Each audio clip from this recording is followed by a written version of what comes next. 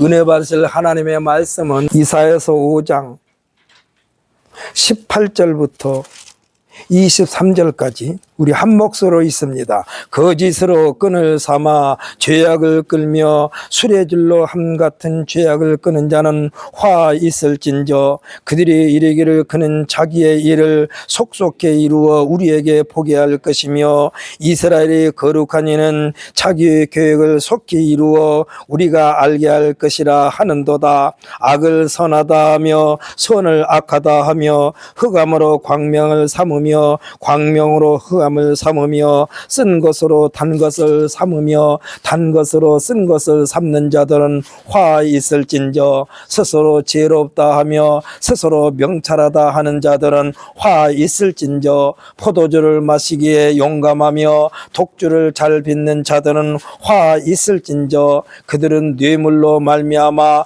악인을 의롭다 하고 의인에게서 그 공의를 빼앗는도다. 아멘. 할렐루야. 우리 한번 선포합시다. 이 시간 우리는 신앙 상태를 점검받습니다.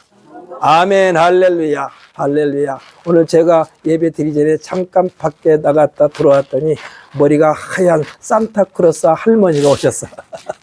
산타크로스 할머니가 오셨어. 우리 두 분 선교사님 오셨는데 우리 다시 한번 환영의 박수 보내드리십시다. 감사합니다. 저는 솔직히 말해서 선교사님 오신다고 할 때 그랬어요.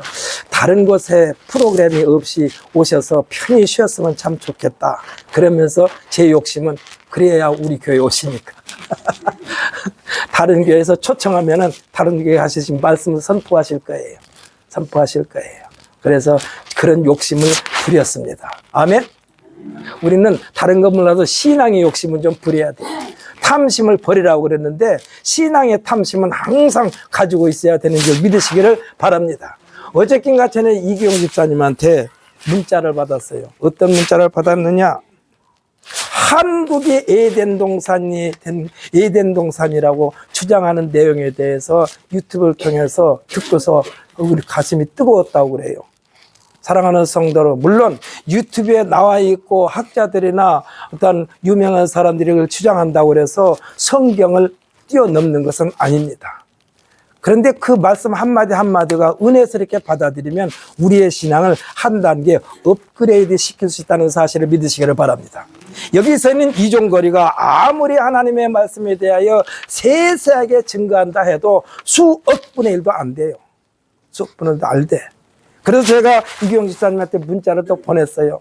집사님께서 사모하니까, 성령을 사모하니까 하나님께서 그 프로그램을 통해서 집사님의 가슴을 뜨겁게 한 것 같습니다. 이것이 성령의 체험이 될 줄 믿습니다 하면서 그 성령의 체험을 죽을 때까지 영원히 간직하라고 그랬습니다. 아멘. 하나님의 말씀 우리가 영원히 간직해야 돼요. 여러분도 혹시 유튜브 들어가면은 안 나왔어요. 제가 그 집사님의 그 유튜브를 받아가지고 제가 한번 쭉 들어봤어요. 그런데 성경 창세기를 비교하면서 우리나라의 나라 전체를 이렇게 하나하나 샅샅이 뒤져보면서 말하기를 성경이 기록된 대로 우리나라에서 찾아보니까 어마어마한 비밀이 간직되어 있는 조그마한 땅덩어리 대한민국이 에덴 동산 아닌가 이렇게 주장하더라 이 말이에요. 사랑하는 성도, 그러면서 그 사람이 말하기를 한국 사람이요 축복받은 줄 믿으시기를 바랍니다. 이렇게 우리에게 말을 하더라고요. 사랑하는 성도 여러분, 우리는 하나님의 모든 역사를 우리가 볼 때에 그 가운데에서 하나님께서 우리에게 주시고자 한 메시지가 있다는 사실을 믿으시기를 바랍니다. 오늘 이 시간도 제가 이사야서 5장 18절로 23절 말씀을 가지고 하나님의 경고는 최후 통첩입니다라는 제목으로 우리가 의뢰받는 시간 되시기를 예수님의 이름으로 축복합니다. 최후 통첩이야. 최후 통첩. 이거는요, 우리가 정신을 바짝 차려야 할 이유가 하나님의 말씀을 읽을 때마다 그래야만 된다 이 말이에요. 믿으십니까? 성경에 화 있을진자라는 경고의 말씀, 화 있을진자라는 불호령의 말씀이 이사야서 5장 8절부터 22절까지의 내용에 6번이 나옵니다. 오늘 본문에서 우리가 읽었죠. 신약 성경에서는 예수님께서 하시는 말씀으로 마태복음 23장 13절로 29절까지 해서 몇 번 나오느냐? 7번 나옵니다. 화 있을진저. 누가복음 6장 24절로 26절에 4번이 나옵니다. 또 누가복음 11장 42절로 52절에서 6번이 나옵니다. 군대와 같이 엄한 조직에서의 엄중함은 곧바로 체벌을 행합니다. 그러지 않습니까? 체벌을 행하여 군대에서는. 왜 그렇습니까? 전체를 다스리기 위하여. 흔히 하는 말로 빠다를 치거나 빠따를 맞거나 아니면 직위를 강등하거나 옷을 벗기거나 감옥에 보내는 데입니다. 그러나 자식을 사랑하는 어머니는 채찍을 들더라도 같이 아파하는 심정으로 매를 듭니다. 그렇지 않습니까? 자식의 종아리에 붉은 줄이 생길 때마다, 채찍으로 자국이 생길 때마다 어머니의 마음에도 채찍의 자리가 새겨져 있다는 사실을 우리들이 알아야만 합니다. 그리고 잠시 후에는 끌어안고 아이와 어머니가 함께 눈물을 흘리기도 합니다. 그리고 신신당부합니다. 아들아, 다시는 그러지 말아라. 이렇게 타이르기도 합니다. 사랑하는 성도 여러분, 하나님의 징계도 이와 같은 줄 믿으시기를 바랍니다. 만약에 하나님께서 닥치는 대로 군대에서 체벌을 가하듯이 우리에게 그렇게 한다면 이 세상에 살아남을 자가 하나도 없어. 성경에서의 화 있을진저, 예수님께서 말씀하신 화 있을진저의 말씀은 사랑과 긍휼의 경고임을 믿으시기를 바랍니다. 빨리 받아들이면서 자신에 대한 객관적인 견해로 판단과 인식을 하면서 돌이킨다면 한 단계 성숙된 모습으로 하나님께 쓰임받게 될 것입니다. 믿으십니까? 받아들이면 그래요. 받아들이면. 하나님은 싹 쓸어버리시는 것이 목적이 아닙니다. 너무나 멀리 가 있는 자들에게까지 모두 하나님에게로 돌아오라고 말씀하고 있습니다. 오늘 본문 말씀은 이사야서 1장 1절에서 말씀하고 있는 것처럼 하나님께서 이사야에게 말씀이 임하신 것이 아닙니다. 하나님께서 이사야로 말미암아 현재의 이스라엘과 예루살렘에게 내리신 평가에 대한 기록이라고 할 수가 있어요. 그래서 이사야에서 1장 1절부터 5장 30절까지의 내용은 이사야에게 임하신 계시가 아니라 이사야가 하나님으로부터 선지자로 부르심을 받은 내용은 6장부터 있습니다. 그러니까 이 5장 30절까지는 지금 현재의 상황을 하나님께서 진단하시면서 지금 말씀하시는 내용이에요. 하나님은 이스라엘이라는 나라와 백성에 대한 사랑과 긍휼에 대한 이들의 상황이 하나님의 기대에 너무나도 벗어났기 때문에 하나님께서 너희들을 어떻게 여기고 있었느냐 되묻는 내용입니다. 그 내용이 5장 30절까지 내용이요. 우리들의 생활 속에서도 우리 자신이 누구에게 얼마만큼 신뢰하면서 상대하며 지내는 세월이 얼마인데 나에게 이렇게 대실망을 안겨줄 수가 있느냐 하면서 서운한 감정을 토로할 때가 있지 않습니까? 그렇잖아요. 내가 너에게 쏟아부은 정성이 얼만데 내 모양 내 꼴이 나를 이렇게 실망시키느냐. 엄마들이 가장 많이 하는 말 중에 이런 말이 있습니다. 내가 너를 10달 동안 배 아파서 낳았는데 내가 너들을 이렇게 하라고 난 줄 아느냐 이렇게 말하는 거예요. 하나님께서 지금 이스라엘 백성들에게 하시는 말씀입니다. 사랑하는 성도 여러분, 이스라엘에게 하신 말씀은 오늘날 성도들에게 하신 말씀으로 받아들이시기를 예수님의 이름으로 축복합니다. 지금 하나님께서 이사야가 지켜보고 있는 가운데 이스라엘 백성들에게 하시는 말씀 중에 일부입니다. 이들을 보시면서 하나님께서 뭐라고 그랬느냐, 이사야 1장에서 소돔과 고모라 때를 떠올리시고 이들에게 임하셔서 소돔과 고모라와 같이 여기시면서 이들을 부르시는 장면이 1장 10절에서 말씀합니다. 너희 소돔에 관한들아, 지금 이스라엘 향해 말합니다. 여호와의 말씀을 들을지어다. 너희 고모라의 백성들아, 우리 하나님의 법에 귀를 기울일지니라 말씀하고 있습니다. 사랑하는 성도 여러분, 여러분께서 늘 말씀드리지만 말씀 듣는 시간은 하나님의 최후 통첩받는 시간이야. 그래서 우리가 정신을 차려야 돼. 저도 늘 말씀을 준비하면서 그럽니다. 제가 이 말씀을 준비하면서 이 강단에서 말씀을 선포하다가 이 자리에서 죽을지도 몰라요. 왜냐하면 저는 하나님 앞에 항상 간구하기를 그렇게 합니다. 끝까지 완주하게 하옵소서. 끝까지 완주하게 하옵소서. 마라톤 선수가 42.19km 완주하는 것이 목적 아닙니까? 1등 하는 것도 목적이요. 그러나 끝까지 완주하는 것이 목적이요. 그래서 저는 모세를 떠올립니다. 모세가 120년 동안 세상에 살면서 뭐라고 말했느냐? 기력이 쇠하지 아니하였더라. 총명이 어두워지지 아니하였더라. 사랑하는 성도 여러분, 우리가 늘 말씀드리지만은 나는 끝까지 완주할 거야.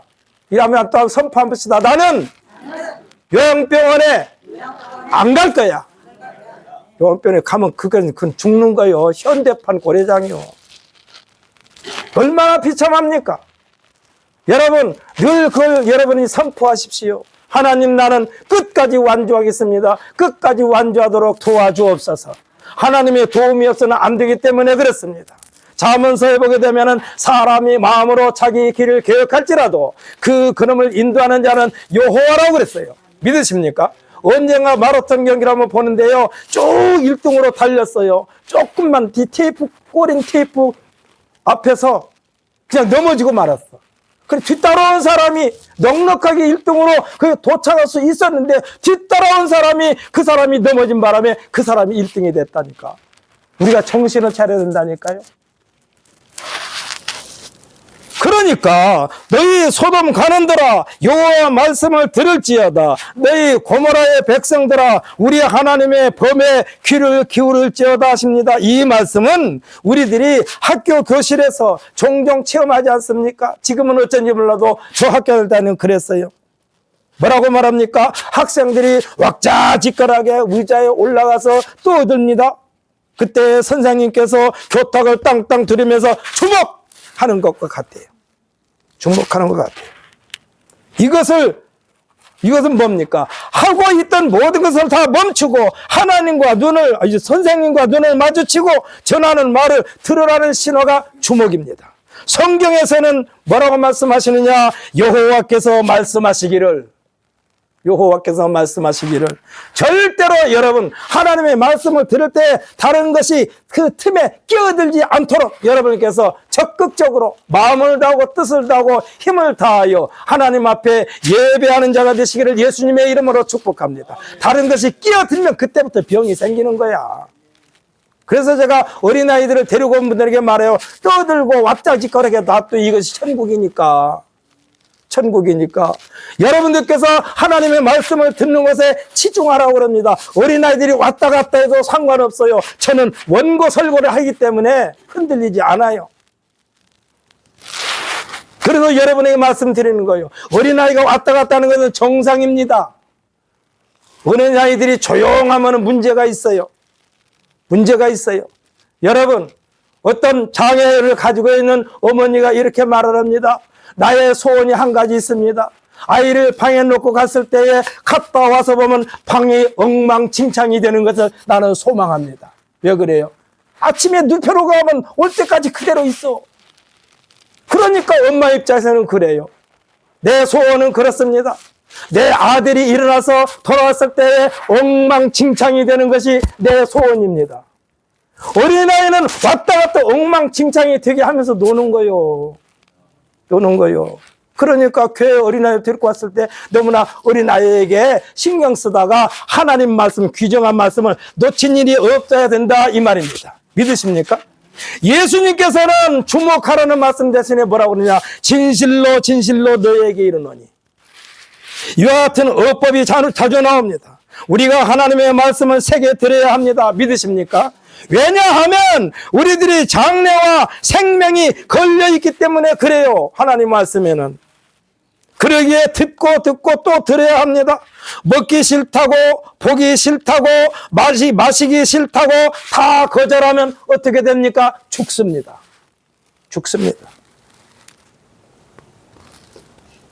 먹기 싫어도 먹어야 되고 할렐루야. 마시기 싫어도 마셔야 되고 보기 싫어도 보아야 하는 것이 하나님의 말씀인 줄 믿으시기를 바랍니다. 하나님의 말씀은 이와 같이 곧 생명의 양식이에요. 생명의 양식. 하나님의 말씀은 침례 요한이 회개하라 이 말씀을 가장 싫어하는 분류가 누구일까요? 회개하라 천국에 가까웠느니라.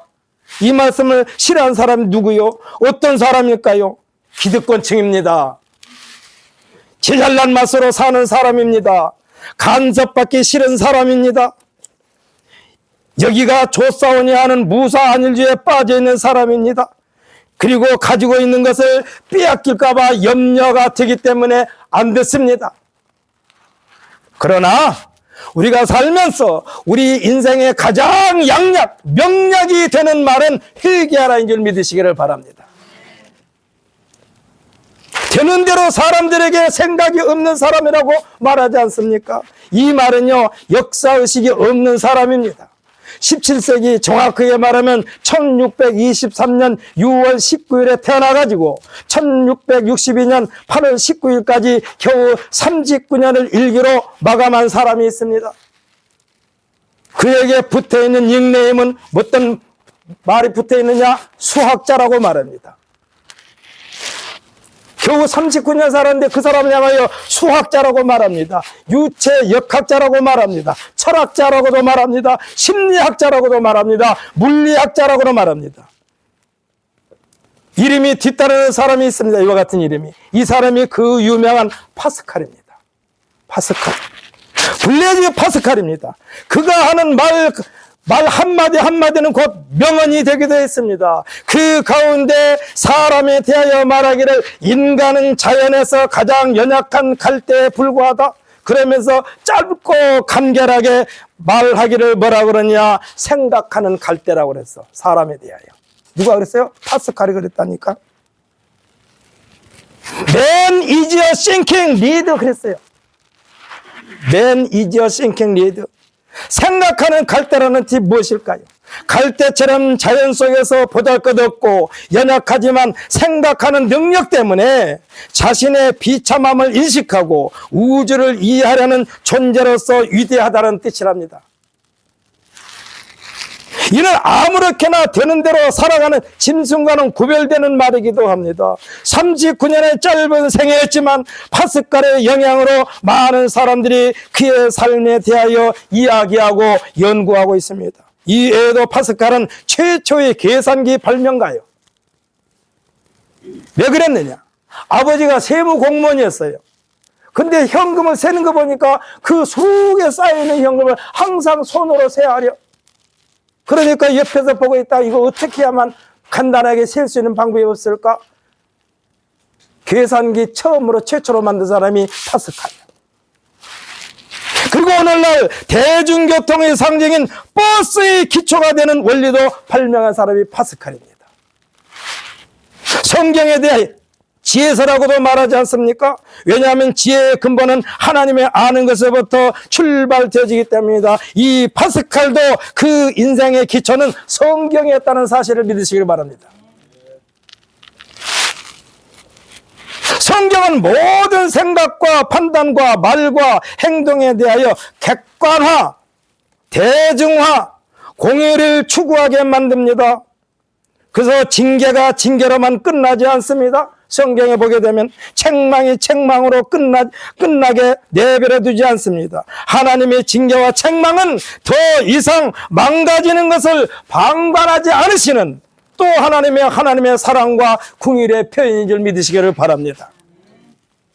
대개의 성공적인 삶을 살았던 사람들의 공통적인 면모를 보면 그의 곁에는요 위대한 믿음의 사람이 있었어요. 믿음의 사람이 있었어요. 성경에 보게 되면은 위대한 왕들을 들먹으면서 뭐라고 그러냐? 그의 모친이 누구였다라 그랬어요. 훌륭한 사람을 들먹이면서. 또 뭐라고 그러냐? 엉망진창으로 살면서 악하게 했던 왕들을 들먹이면서 그의 모친이 누구였다라. 사랑하는 성도 여러분, 제가 이거도 말씀드렸죠. 우리나라의 역사 가운데 폭군하게 되면 떠오른 사람이 누굽니까? 연산군이잖아요. 연산군이 굉장히 똑똑했대요. 굉장히 똑똑했어요. 아주 영리했어요. 그가 남긴 글도 다 불태워서 없애버렸지만은 좋은 글도 많이 썼다고 그래요. 그런데 연산군이 왜 폭군으로 됐습니까? 그 연산군 어머니 옆에, 연산군 옆에는 이를 갈고 딸의 원수를 갚으려고 했던 외할머니가 있었을 거예요. 그 외할머니가 망쳤어요, 연산군은. 자기 딸의 원수를 갚는 것은 연산군이 훌륭한 임금이 되는 것이 자기 딸의 원수를 갚는 것인데, 연산군으로 하여금 자기 딸을 죽이게 했던 연산군, 자기 어머니가 사약을 먹게 했던 그때 당시에 모든 신하들을 다 죽이게 만들었어요. 사랑하는 성도 여러분, 여러분의 마음속에 항상 하나님을 의지하고 경외하는 마음으로 충만하셔서 지금 현재 일어난 일을 보면서 안갚음을 하려고 하지 말고, 진짜 원수 갚는 일은 어떤 것인가? 내가 훌륭하게 되는 것이 원수 갚는 거예요. 그러니까 조금 전에 말씀드렸죠. 훌륭한 임금들 뒤에는 그의 모친이 누구였더라. 또 악한 왕들 뒤에는 그 모친이 누구였더라. 성경에 기록되어 있다니까요. 그래서 이 위대한 사람들의 뒤에는 기도하는 어머니가 있었어요. 할렐루야. 아버지가 있었단 말은 없어요. 아버지가 있었단 말은 없어. 지금은 이 세상에 없습니다만 뽀빠 이상영이가 군대 프로그램 운영하면서 하는 말이 있어요. 군인들이 엄마를 소개할 때는 거의 다 운대요. 엄마를 소개할 때는 다 울어. 아버지를 소개하면 전부 다 깜짝 놀랜대. 경기를 한대, 경기를 한대. 근데 아버지와 어머니 차이가 그래. 물론 웃기려고 하는 말입니다만은 어머니는 그러한 존재예요. 기도하시는 어머니, 하나님의 사랑으로 양육하시는 어머니가 있었습니다. 어머니가 아니더라도 믿음의 사람이 있었습니다. 그 대표적인 사람을 찾으라면 예수님의 모친 마리아가 있었습니다. 사무엘의 어머니 한나가를 떠올립니다. 야곱의 어머니 리브가를 들을 수가 있습니다. 루세의 시어머니 나오미도 포함된다고 할 수가 있습니다. 어거신대의 어머니도 포함됩니다. 하나님의 말씀을 우리 스스로 우리 자신을 진단하게 하는, 자기 스스로 진단하는 거예요. 저는 이를 셀프 진단이라고 말합니다. 셀프 진단을 영어로 찾아보니까 Diagnose yourself라고 됐다. Diagnose yourself. 하나님의 말씀은 우리 스스로 자기 자신을 진단할 수 있는 말씀인 줄 믿으시기를 바랍니다. 내가 지금 잘못 가고 있는가를 내 스스로 진단하는 거예요. 그러기에 책망도 달게 받아먹고, 할렐루야. 성경에서 책망하는 말을 달게 받아먹고 징계하는 날도 받으면서 잘 소화시키면 성장과 성숙이 균형을 이루게 되고 큰 사람이 되는 것입니다. 지금이야 겨울철 빙판에서 팽이치면서 노는 사람들이 별로 없습니다. 그런 어린이들이 별로 없어요. 그런데 저 어렸을 때는 그러한 것이 바깥에 나가면 많았어요. 교과서에도 그런 사파가 많이 나왔어요. 팽이치는 놀이가 등장합니다. 이 팽이가 넘어지지 않게 신나게 돌아가려면 어떻게 하느냐? 팽이채로 부지런히 팽이를 쳐야 돼요. 그래야 안 넘어져. 그래야 끝까지 안 넘어져. 친구들과 팽이 치면서 싸움을 벌입니다. 누구 팽이가 더 세게 돌아서 상대방의 팽이를 넘어뜨리는가? 많이 맞을수록 잘 돌게 되어 있는 것이 팽이입니다. 오늘 본문에서 화 있을진저, 이 화 있을진저의 대상이 누구일까요? 하나님 말씀에 대하여 무지한 자에게 하시는 말씀이 아닙니다. 하나님의 말씀에 대해서 잘 안다고 고개 바짝 들고 잘 따지는 사람에게 하는 말이요. 거짓이 무엇인지 아는 자에게, 그 거짓으로 일상생활을 꾸려가는 자들에게 경고하신 말씀이 화 있을진저입니다. 이 말은 그 거짓의 끈을 끊어버리라는 것입니다. 그런데요, 그 거짓이 달콤하기 때문에 꼬리에 꼬리를 무는 거예요. 그러면서 자신에게도 속삭입니다. 자기 전에 말해요. 지금 거짓말하면서 이번에만 하자. 누구에게? 자기 자신이 말한다니까. 자기가 이번만 거짓말 한 번만 하자. 한 번만 더 하자. 다시는 하지 않을 테니까 이번만은 꼭 성공하게 해달라고. 그 누구인가 빕니다. 누구에게 빌까요? 이거는 사탄에게 비는 거예요. 하나님이 들어주잖아요, 거짓말은. 하나님은 솔직하게 말하는 사람의 말을 들으신 분이 여호와 하나님인 줄 믿으시기를 바랍니다. 이번에는 하나님이 봐주시겠죠. 무슨 하나님이 달달 봉사입니까? 봐주게. 작년인가 재작년인가 드라마에서 어떤 아버지로 분장했던 사람이 하는 말이 있습니다. 아닌 건 아닌겨. 아닌 건 아닌겨. 저는 그 드라마에서 그것만 생각나. 그러면서 아버지 역할을 참 잘했어요. 연말 시상식에서 그 사람이 아버지 역할 때문에 상 탈 줄 알았더니 엉뚱한 사람이 타서 좀 실망했습니다만. 아닌 건 아닌겨. 사랑하는 성도 여러분, 거짓말은 아닌겨. 할렐루야. 차라리 잘못했다고 해요. 그 자존심 상한 게 아니요. 용서를 비는 것은요, 비겁한 사람이 비는 것이 아닙니다. 용기 있는 사람이 비는 것이 용서인 줄 믿으시기를 바랍니다. 강한 사람이 비는 것이 용서예요. 잘못했다고 하는 것이. 그러니까 거짓말해서는 그 무생과 부탁하면서 눈 찔끔 감고 발을 들여놓곤 합니다. 4장 8절에서는 많이 소유한 자가, 그러니까 전답을 가진 자가, 그것도 많이 가진 자가 자신의 땅을 넓히면서 촘촘히 경계가 없는 땅을 가지려는 자세에 있는 자에게 화 있을진저 그랬어요. 사랑하는 성도 여러분, 나는 큰 땅을 가지고 있어요. 근데 저기 조그마한 땅 저거가 지금 말썽이야. 저거를 사가지고 사면은 또 정당한 거죠. 빼앗아가지고 자기 것으로 만들려고 하는 자에게 화 있을진저 그랬어요. 저는 이 말을 떠올리면서 요즘에 저 세계에서 가장 큰 땅덩어리 가지고 있는 소련, 그 사람이 생각났어요. 자기 그 땅덩어리만 가지고도 저 욕심 부리지 않았는데 저 구석에 있는 우크라이나를 자기 땅으로 만들려고 전쟁을 벌이고 있어요. 이런 사람에게 화 있을진저 그런 거예요. 4장 11절에 보면 아침 일찍부터 밤이 깊도록 술에 찌든 자들에게 화 있을진저 그랬습니다. 제정신을 다 놓고 사는 사람들에게 화 있을진저 그러는 거예요. 이와 같이 악에 악을 더하는 자들에게, 그러니까 더 이상 진행시키지 말라는 경고성을 하시는 말씀입니다. 20절로 23절까지는 집중적으로 숨 쉴 틈 없이 몰아붙이고 있습니다. 이와 같은 일을 그대로 방치한다면 세상이 무법천지 아수라장이 되는 것입니다. 생각해 보십시오. 여호와 하나님은 처음부터 질서의 하나님인 줄 믿으시기를 바랍니다. 하나님은 질서의 하나님이요. 이 질서가 깨지면은 창세기 1장 1절로 2절에 뭐라고 그랬느냐? 땅이 혼돈하고 공허하며 흑암이 깊음 위에 있고 그랬어요. 질서가 깨지면 이렇게 돼요. 하나님의 이 후에 창조를 하시면서 질서를 세우셨습니다. 그것이 뭡니까? 규례와 법도요. 규례와 법도. 사랑하는 성도 여러분, 첫 번째 질서를 깨뜨리는 사건이 뭡니까? 아담이 하나님께 불순종한 게 첫 번째 질서를 깨뜨린 거예요. 두 번째 질서는 깨뜨리는 사건이 가인이 동생 아벨을 죽인 살인 사건입니다. 저는 세 번째 사건이 노아의 홍수 사건이며 네 번째가 바벨탑 사건이라고 저는 말합니다. 물론 이거는 제가 말한 것이기 때문에 절대적인 건 아니요. 제가 얼른 생각나서 하는 말이요. 성경의 역사는 하나님께서 세우신 질서를 깨뜨리는 일들의 기록입니다.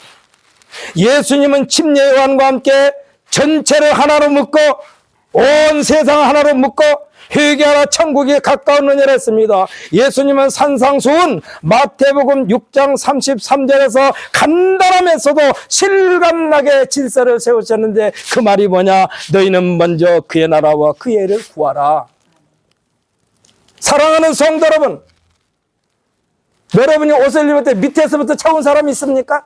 물론 차크는 밑에서부터 올려요. 근데 단추는 위에서부터 채워 내려갑니다. 왜 그렇습니까? 위에 단추를 제대로 끼면 밑에 거는 자동적으로 제대로 끼워지는 거예요. 예수님께서 말씀하신 너희는 먼저 그의 나라와 그의 의를 구하라는 것은 질서, 순서를 제대로 하라는 말씀이요. 이것이 하나님의 질서를 재정비하는 것입니다. 그러니까 예수님께서 이 땅에 오신 것은 엉망진창이 된 세상을 질서를 바로 세우기 위해서 오신 줄 믿으시기를 예수님의 이름으로 축복합니다. 이 땅에 오심은 하나님의 질서를, 엉망진창이 된 세상을 바로 세우기 위하여 오신 분이 예수님이십니다. 믿으십니까? 예수님이 유대 땅으로 오신 것도 하나님에 대하여 잘 알고 있다고 자부한 유대 땅으로 오셨고, 유대 나라의 근간을 이루고 있는 지도층들에게 회개하라, 천국이 가까웠느니라 그랬어요. 회개하라, 천국이 가까웠느니라. 제가 신학교 다닐 때에 이 짧은, 긴 단어는 제가 영어를 짧으니까 영어를 제가 안 하지만 짧은 하나님의 말씀은 꼭 영어와 함께 내가 동반해서 암기를 했어요. 회개하라, 천국이 가까웠느니라. Repent for the kingdom of heaven is at hand. 회개하라, 천국이 가까웠느니라. 이는 윗단추를 제대로 채워야 한다는 하나님의 질서인 줄 믿으시기를 바랍니다. 이스라엘의 흥망성쇠는 언제나 최고 지도자의 신앙 상태가 쥐락펴락했습니다. 선지자들도 언제나 왕들에게 먼저 접근하는 것을 보게 됩니다. 이스라엘의 초대 왕인 사울은 하나님께서 선지자 사무엘의 말을 귀담아 듣지 않았습니다. 사무엘이 말했지만 사무엘은 하나님으로부터 받아서 사울 왕에게 전했어요. 사무엘이 사울 왕에게 뭐라고 그랬습니까? 당신이 하나님의 말씀을 청종하지 않았기 때문에 하나님께서 왕을 버리셨다고 그랬습니다. 반면에 사울 왕의 뒤를 이은 다윗은, 우리가 성경을 보게 되면 다윗은요, 십계명을 다 어긴 사람이요, 다윗은.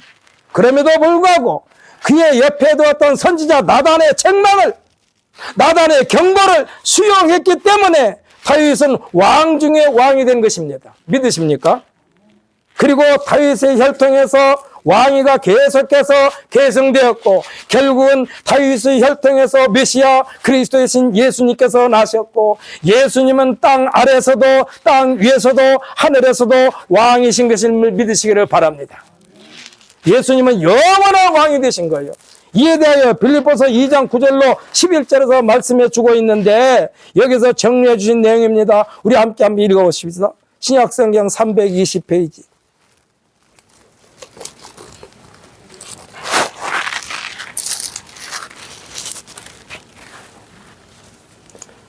빌립보서 2장 9절부터 11절까지입니다. 신약성경 320페이지. 우리 함께 있습니다. 이러므로 하나님이 그를 지극히 높여 모든 이름 위에 뛰어난 이름을 주사 하늘에 있는 자들과 땅에 있는 자들과 땅 아래에 있는 자들로 모든 무릎을 예수의 이름에 꿇게 하시고 모든 힘으로 예수 그리스도를 주라 시인하여 하나님 아버지께 영광을 돌리게 하셨느니라. 아멘. 할렐루야. 이 말씀에 더할 수도 없고 뺄 수도 없을 만큼 확실하게 말씀해 주셨어요. 이 말씀은 누구든지입니다.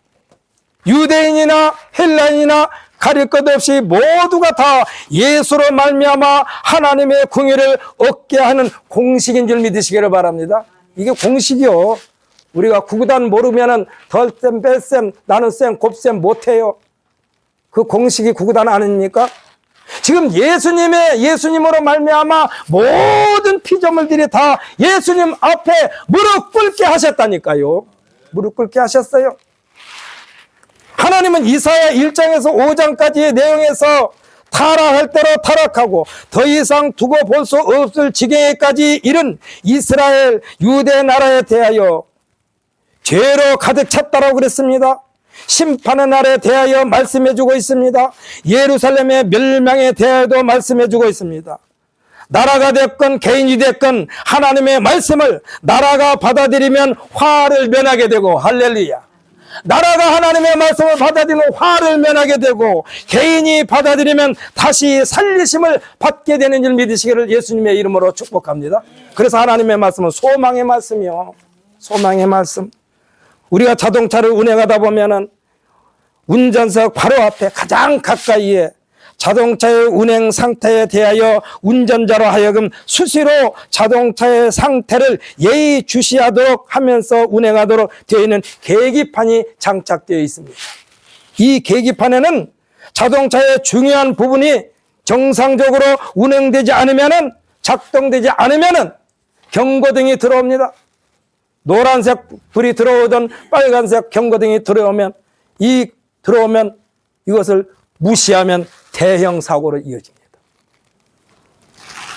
돌이킬 수 없는 사고를 당하게 됩니다. 왜 이러한 장치가 설치되어 있을까? 이는 경고를 받아들여 빠른 시간 내에 조치를 취하라는 경우요. 조치를 취하라고. 개개인이 할 수도 있겠으나 전문가의 손에 맡겨 정비를 해야만 합니다. 왜 그렇습니까? 생명과 관련되어 있기 때문에 그래요. 할렐루야. 우리들의 육체의 생명을 안전하게 보존하기 위함입니다. 그렇다면 육체의 생명을 쥐고 있는 우리들의 영혼 문제를 가볍게 여겨서는 안 된다는 말씀이 하나님의 말씀이고, 이 말씀에 경고를 해주시는 말씀이 화 있을진저, 화 있을진저요. 할렐루야. 화 있을진저.